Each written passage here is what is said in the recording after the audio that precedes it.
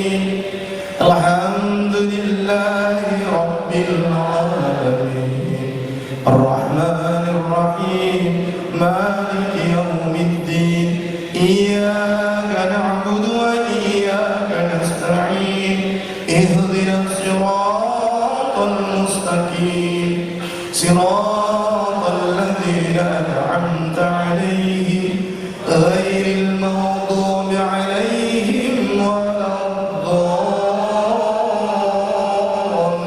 الضالين آمين. خصوصا جميع الأولياء والشهداء والصالحين والتابعين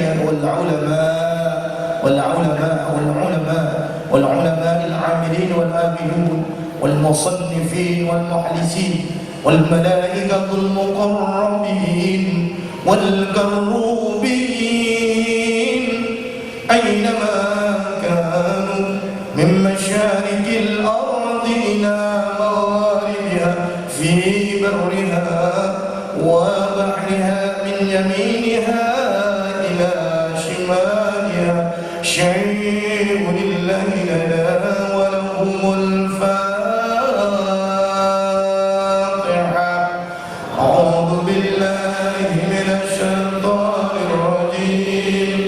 بسم الله الرحمن الرحيم.